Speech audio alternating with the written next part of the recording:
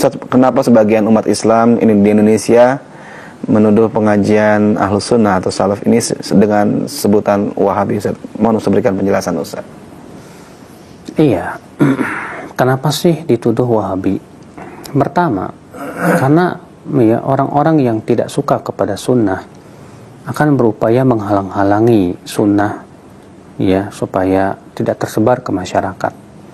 Maka mereka perlu untuk menuduh dan mencap ya, yang tuduhan-tuduhan tersebut membuat orang-orang takut darinya. Karena ya, di antara tata cara syaitan untuk menghalangi kebenaran adalah takhwif, menakut-nakuti manusia. Kalau dahulu saja Rasulullah SAW juga diberikan ya julukan-julukan yang menakutkan. Ya, di antaranya Rasulullah dituduh dukun, Rasulullah dituduh penyair, Rasulullah dituduh pemecah belah, berbagai macam tuduhan ya menghampiri beliau. Rasulullah dituduh gila. Maka setiap mereka yang mengikuti Nabi dan Rasul dan mengikuti langkah mereka pun akan biasanya mengalami nasib yang sama.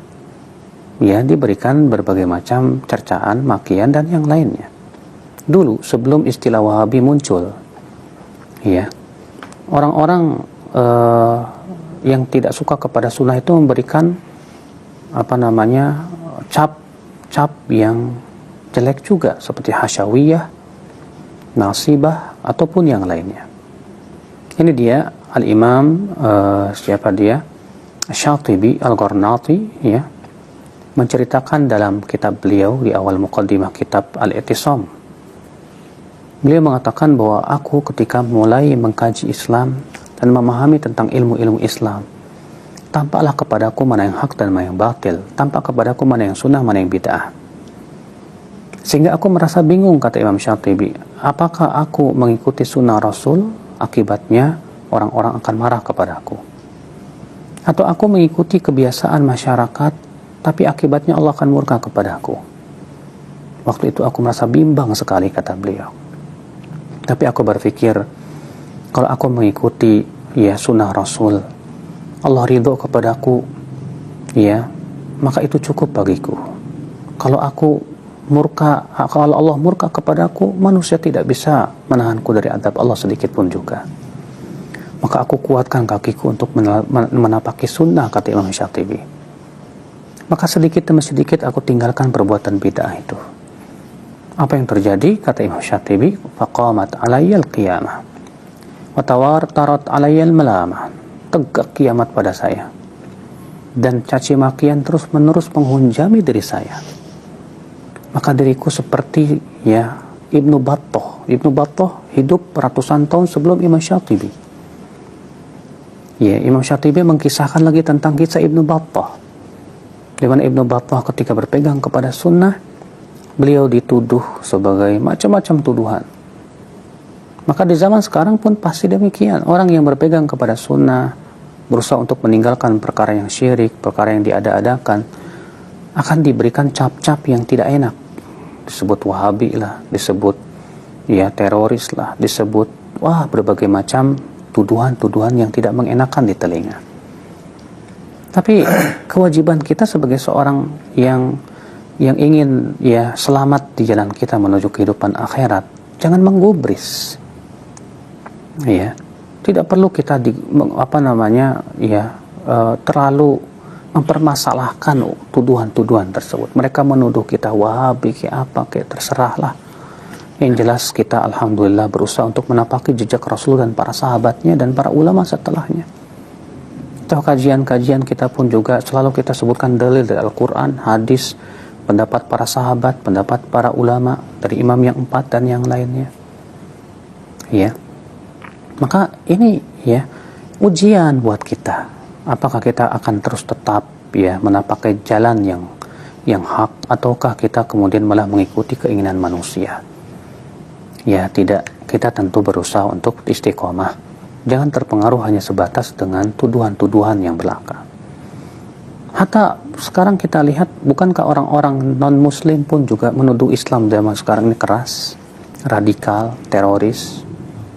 Hatta mereka-mereka yang tidak berpegang kepada sunnah pun terkena tuduhan ini. Katanya Islam itu teroris, radikal, dan yang lainnya. Maka apakah kemudian gara-gara tuduhan itu kita tinggalkan Islam? Tidak, sama sekali tidak. Ya, kita tetap berjalan. Ya, peribahasa mengatakan biarlah anjing menggonggong, kafilah akan tetap berlalu. Wallahu a'lam. Semoga yang saya sampaikan bermanfaat. Subhanakallah bihamdik, asyhadu an la ilaha illa ant, astaghfiruka wa atubu ilaik. Assalamualaikum warahmatullahi wabarakatuh. Saya bawakan satu perkataan dari orang yang terkenal di Indonesia. Presiden pertama Indonesia siapa? Soekarno. Beliau pernah menyebutkan tentang Wahabi dalam bukunya Di Bawah Bendera Revolusi. Kata beliau begini,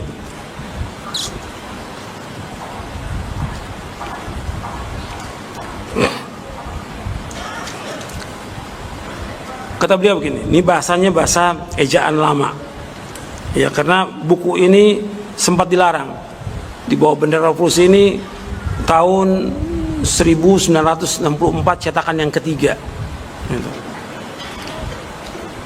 Itu saya bawakan ini artinya untuk mengingatkan kepada orang-orang ustadz-ustadz yang menuduh Wahabi.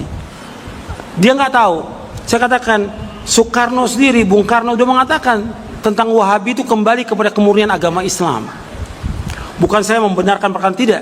Artinya, ya antum sendiri tahu lah tentang Soekarno, ya tentang Bung Karno. Saya ingin menyebutkan tentang perkataan beliau tentang Wahabi ini. Beliau menjelaskan begini, ya. Cobalah pembaca renungkan sebentar padang pasir dan Wahabisme itu.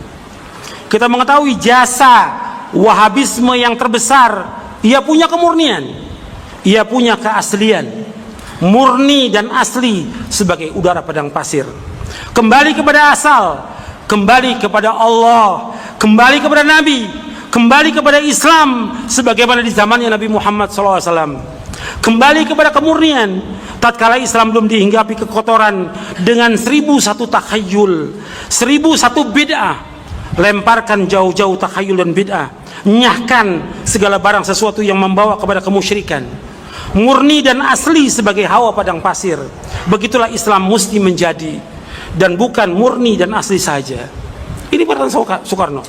Ini dalam bukunya Di Bawah Bendera Revolusi halaman 390. Cetakan yang ketiga tahun 1964. Kemudian saya bawakan lagi perkataan beliau lagi. Kalau saya bawakan perkataan, bukan saya benarkan orangnya atau semua kehidupannya atau agamanya, bukan. Artinya ada perkataan yang bagus, boleh kita untuk menjadikan hujah bagi orang-orang ini. Kok dia seperti itu tahu? Kok antum sebagai ustadz, sebagai dai nggak tahu? Soekarno bukan ustadz, bukan dai, tapi kok bisa tahu dia? Kata Bung Karno begini, maka saya kira, ini di halaman yang lain ini, maka saya kira umat Islam sekarang pun sudah berbuat kesalahan. Dari dulu pun sudah berbuat kesalahan. Apa? Orang Islam banyak yang melepaskan tauhid. Umat Islam melepaskan tauhid. Banyak yang menyekutukan Tuhan. Maksudnya apa di sini? Berbuat syirik. Banyak yang musyrik. Beliau jelaskan lagi di sini. Orang Islam banyak yang dalam urusan pencarian rezekinya melanggar asas-asas kemasyarakatan. Maka oleh karena itu, kini pun dan dulu kita sudah melihat permusuhan dan kebencian di kalangan orang Islam itu sendiri. Kini pun dan dulu pun Islam terpecah-pecah di dalam berbagai firqah yang berbantah dan bersaing satu sama lain. Sampai akhir, situ sepotong saya tulis. Saya nukil itu. Ini di halaman 480, 481. Kalau masalah Salafi Wahabi ini istilah, ya Allah, ini fitnah teman-teman sekalian. Ini fitnah. Dari mana istilah Wahabi ini? Dari mana istilah Salafi ini? Ini fitnah. Setiap sebagian teman-teman kita yang berpegang pada sunnah Nabi SAW sering mengatakan kita kembali kepada pemahaman salaf. Pemahaman salaf maksudnya sahabat. Salaf itu orang terdahulu. Dikatakan pesantren salafiyah, pesantren yang dulu, tradisional, gitu kan. Jadi itu pemahaman kembali kepada salaful ummah. Hanya itu. Begitu dikatakan kembali kepada salaf, sahabat, oh ini kelompok salafi namanya. Nisbatkan. Dari mana ini penisbatan ini, gitu kan? Kemudian Wahabi, Wahabi, Wahabi. Apa Wahabi ini? Dari mana istilah ini? Ini keluar dari mulut orang-orang yang tidak bertanggung jawab. Kalau kita lihat cirinya orang Wahabi, yang dianggap Wahabi orangnya berjenggot, jalankan sunnah Nabi. Kalau sholat ke masjid, istrinya pakai tutup aurat. Ya, di rumahnya jauh dari perbuatan-perbuatan dosa. Ini nih kelompok nih. Diolok-olok, Wahabila, Wahabila. Saya pernah dimasukkan dalam grup, gitu kan? Saya lihat semuanya disatuin, teman-teman dari semua ormas ada, termasuk nama saya masuk di situ. Banyak, mungkin ada 80 atau 100 orang ustadz, kiai dan seterusnya. Baru saya masuk di situ saya sudah baca. Ah, ini banyak ustadz-ustadz Wahabi, dimain-mainin gitu, tulisannya pakai O. Wahabila ini. Oh, ini Wahabi ini suka tolak salawat, suka tolak zikir, suka tolak doa. Saya berpikir kalau saya mau tanggapin, ini 80 orang, 100 orang di situ, kemudian akan habis waktu saya menyita di situ. Sudahlah, saya keluar, minta maaf, saya nggak ada urusannya di sini, saya keluar. Karena yang bilang orang-orang yang pernah belajar di Saudi, teman-teman, benci sama zikir itu siapa? Anda yang fitnah itu. Gimana caranya? Orang yang belajar di Madinah, di Masjid Nabawi, di Mekah, zikir kepada Allah. Bahkan mereka paling banyak zikirnya kepada Allah. Mereka paling banyak zikir, tapi zikirnya pakai adab, nggak teriak-teriak, gitu kan? Nggak karang-karang. Apa yang Nabi SAW ajarin itu yang disebutin.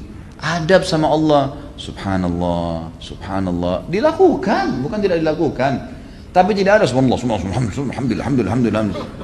Dibayangkan main-main, Allah hu, apa ini? Ini apa ini? Ini kalau zaman Umar sudah diketuk semua kepalanya nih. Ngarang-ngarang gitu kan. Oh, ini benci sama doa. Siapa yang bilang benci doa, teman-teman sekalian? Antum nggak dengar tuh bagaimana Syekh Sudes berdoa sampai hampir 1 jam kalau sholat kunut? Itu dikatakan tuh, itu pentolannya Wahabi katanya. Baik, berdoa kunut 1 jam sampai orang semua pada menangis seluruh dunia, antum bilang itu Wahabi. Ini subhanallah, ini benci doa itu namanya ajib, sesuatu yang aneh gitu. Bagi saya tuduhan-tuduhan yang tidak beralasan sama sekali, nggak beralasan nih. Yang penting dari Saudi Wahabi, gitu kan. Saya sampai waktu mau berangkat ke Saudi, awal saya mau belajar tahun 90, teman-teman ayah saya sempat titip pesan dari kota Makassar, Khalid, nanti kamu ke Saudi, ambil ilmunya tapi jangan jadi Wahabi. Baik, saya berangkat 6 bulan pertama, teman-teman sekalian, semua guru yang masuk saya ketakutan lihat. Ini Wahabi nih.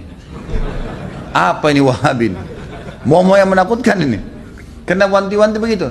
Lama-lama setelah guru masuk, setiap guru masuk di Madinah, wallahi saya bersumpah atas nama Allah, teman-teman sekalian, tidak pernah ada sebutan nama Wahabi. Saya tidak pernah dengar kata-kata Wahabi dari mulut mereka. Wallah, yang ada cuman qala Allah, qala Rasul. Allah berfirman, Rasulullah bersabda. Wallahi, saya sumpah di sini, di masjid ini memang begitu ajarannya.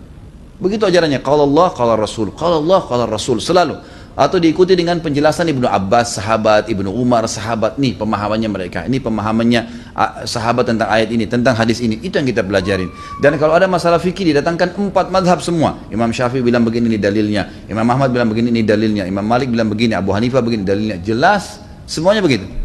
Setelah 6 bulan saya berpikir, kok saya harus takut dengan orang-orang seperti ini? Ilmu semua disampaikan, gitu kan? Ilmu semua. Dan bagaimana mempertemukan antara ambil ilmunya, jangan jadi Wahabi. Bagaimana memahami? Saya nggak nyambung gitu. Gimana caranya? Gitu. Teman-teman sekalian, saya kasih jawaban secara akal sehat. Rasulullah SAW lahir di mana? Di Mekah. Ya, 13 tahun fase turunnya ayat-ayat Makkiyah di mana? Di Mekah. Baik, setelah itu Nabi SAW hijrah ke Madinah. Berapa tahun Nabi di Madinah? 10 tahun. Sampai meninggal kan? Kuburannya ada di sana.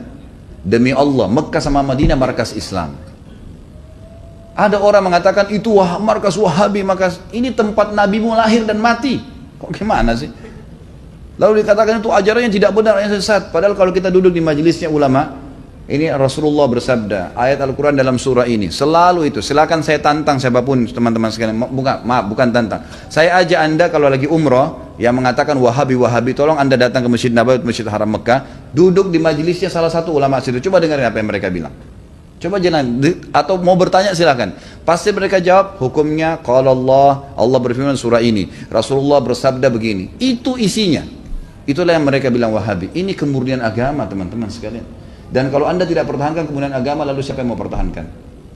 Ini aneh sekali gitu. Ini luar biasa, sebenarnya harus diluruskan. Mudah-mudahan Allah berikan hidayah ya. Banyak orang Islam yang tidak faham, ya, dia kukunya masih panjang, sholatnya masih Senin Kamis, ikut-ikutan Wahabi juga. Bukannya belajar, bukannya nanya, malah ikut-ikutan. Ini fitnah di tengah-tengah kaum muslimin. Kata Nabi SAW, Yahudi terpecah 71 golongan. Nasrani 72, umatku 73, semuanya di neraka. Masuk mampir neraka dulu, nanti masuk surga iya.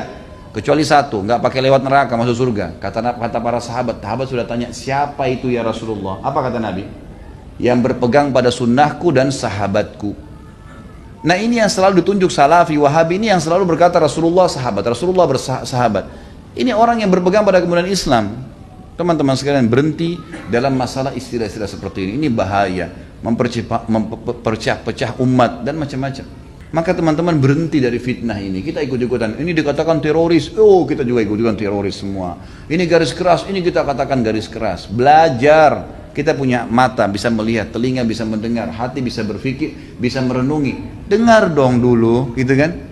Apa yang disampaikan? Kalau disampaikan benar, terima. Kan itu. Teman-teman yang dituduh dengan istilah ini hanya betul-betul kembali kepada kemudian Al-Quran dan Sunnah. Itu. Coba hadiri pengajiannya pasti selalu kalau Allah, kalau Rasul. Kalau Allah, kalau Rasul. Ini ajaran Islam teman-teman. Gak pernah ada perkataan kata kiai saya, kata guru saya, kata gini, kata gitu. Gak pernah. Anda boleh ikuti ceramah saya. Kalau saya pernah katakan ini kata si fulan, ini sudah jauh. Kalau Allah, kalau Rasul. Ada tanggapan ulama yang merincikan mungkin atau menyampaikan. Itu mungkin. Ini Allahu a'lam. Mudah-mudahan Allah perbaikin keadaan.